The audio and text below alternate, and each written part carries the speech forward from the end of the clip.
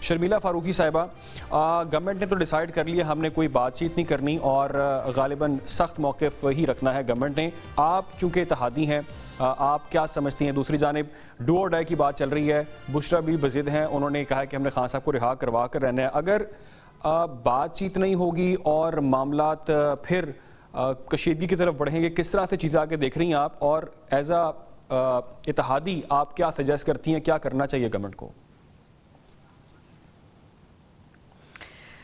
دیکھیں جی، گورنمنٹ کی دو ذمہ داریاں ہیں. پہلی بات تو یہ ہے کہ امن و امان قائم رکھے اور سرکاری غیر سرکاری املاک کو نقصان پہنچنے سے بچائے، لوگوں کی جانیں ضائع ہونے سے بچائے.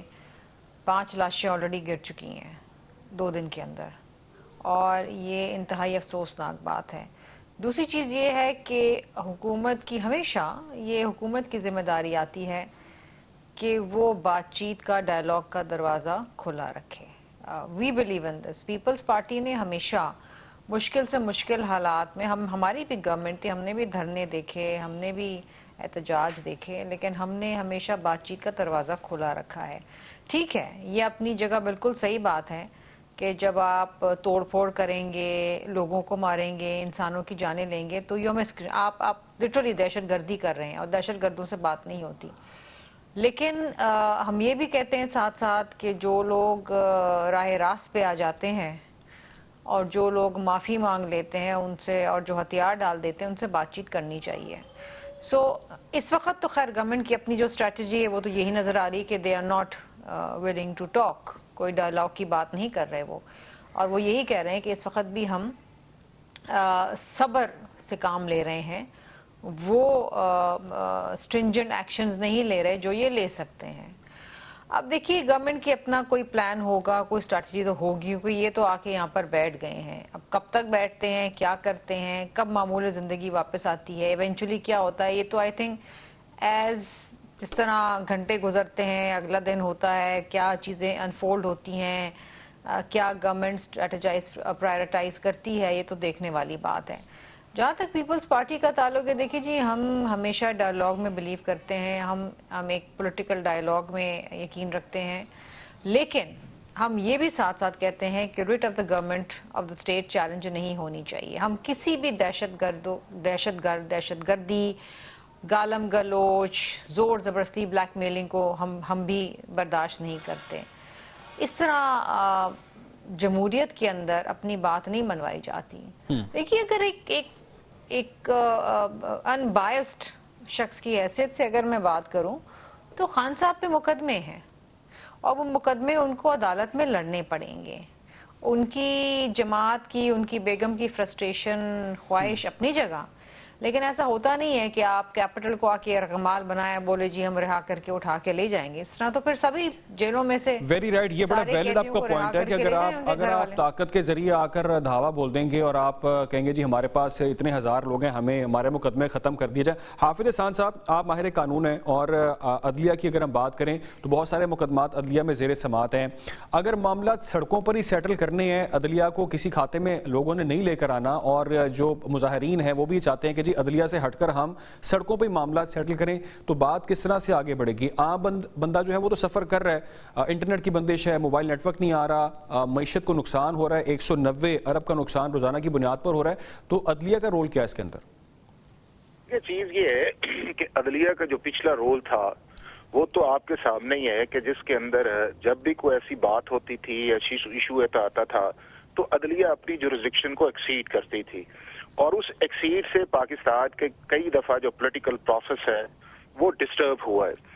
اب اس کے اندر یہ ہے کہ آپ نے 2 چیزیں، ایک تو میں نے آپ کو 26ویں آئینی ترمیم کا کہا کہ جس پروسیس کا وہ حصہ تھے یا جس پروسیس کو انہوں نے اڈاپٹ کیا ہوا ہے یا جوڈیشل کمیشنز کی میٹنگ کے اندر جا رہے ہیں، اور پھر یہ کہنا کہ جی ہم اس امینڈمنٹ کو نہیں مانتے، جبکہ پاکستان کے سارے لائرز نے بھی اس الیکشن کے اندر اس امینڈمنٹ کے حق میں ووٹ دیا. انہوں نے کہا جی کہ ہمیں ووٹ 26ویں آئینی ترمیم کے خلاف دیے.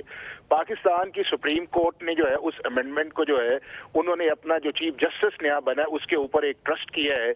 उसके बाद ये है कि आपने एक पिटीशन फाइल कर दी है, कई फाइल की दी है, अदालत उसका फैसला कर देगी 26वीं आईनी तरमीम का कि इसका फैसला हमने क्या करना है।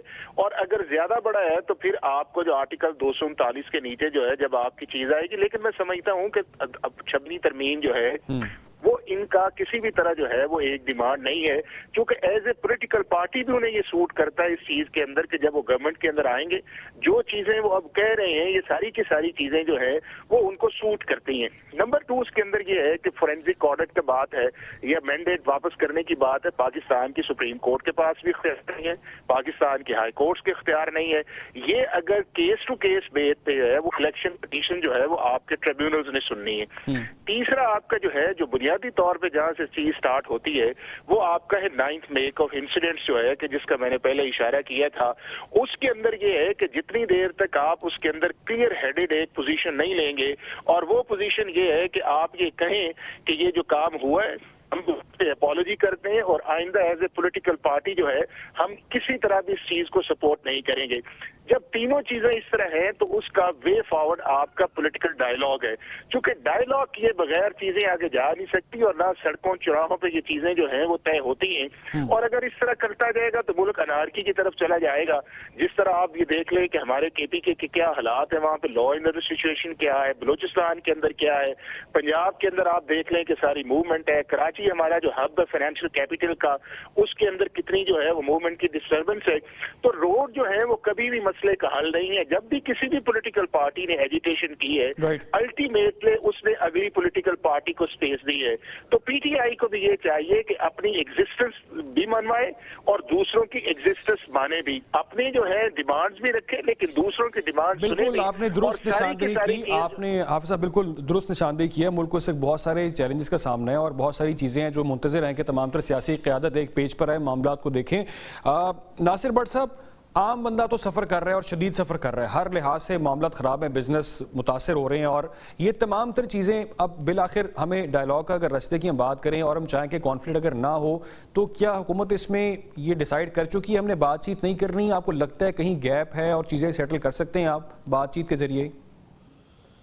देखें, बात है कि जो लोग कहें हम सर पे कफन बांध के आ रहे हैं, जो लोग कहें जी हम जत्थे लेके आ रहे हैं, हमने जाके इमरान खान को जेल से छुड़ाना है, हम यहाँ से उठेंगे नहीं, तो बात यह है कि ये तरीकाकार ना एक्सेप्टेबल है ना इस तरह होगा। हमने भी एहतजाज किए हैं, बाकी जमातों ने भी एहतजाज का जो तरीका अब मैंने देखा है जो ये एक लोगों पे पुलिस वालों पे गोलियां चलानी, अपने साथ ऐसे बंदे लाने, तो इससे कोई उनसे मुज़ाकरात होने नहीं चाहिए। कोई सियासी जमात ये एक्सेप्ट नहीं करेगी कोई भी कि हम ऐसे लोगों से बातचीत करें जो जत्थे लेके आए वो आगे पुलिस पे, अपनी रेंजर्स पे, फौज पे हमला करें 9 मई के हुए। तो बात यह है कि इस तरह बात बिल्कुल नहीं होनी चाहिए और ना बात होगी। जो कुछ ये हो रहा है ये अवाम के सामने है, इनको इसका हिसाब देना पड़ेगा। इमरान खान जेल से तब भी आएगा जब वो अपनी बेगुनाही साबित करेगा, और बुशरा बीबी जिस रास्ते पे चल रही है कि वो उसको तो एक देखे ना, वो जिंदगी की उसकी पहली एक ख्वाहिश पूरी होगी कि वो लीड कर रही है और वो किसी की नहीं सुन रही। और वो जो निहत्थे लोग हैं पाकिस्तान इस्लामाबाद में जो बैठे लोग हैं, अवाम है, परेशान है, ये जो अपने साथ लोग लेके आए, ये चाहते हैं हम उनके ऊपर पुलिस गोलियां चलाए, वो मरे, हम बैठ के इस पे लाशें गिरे, हम इस पे अपना लोगों को बताएं कि देखें जी हम इस पे सियासत कर रहे हैं। इससे बात बिल्कुल नहीं होगी, ना होनी चाहिए। अगर उन्होंने आप इसके बाद एक ही चारा कुछ रास्ता नहीं है कि वो जिन्होंने ये कदम उठाया है, जिन्होंने रेड लाइन ये क्रॉस की है, बिल्कुल रेड लाइन व्हाट्सएप क्रॉस हो गई है। तहरीक इंसाफ ने फैसला कर लिया है कि डू और डाई का इस बार मामला चलेगा आगे और कोई बातचीत नहीं करनी, ये हुकूमत ने डिसाइड की। अब देखते हैं आने वाले अगले चंद घंटे इंतहाई अहम है।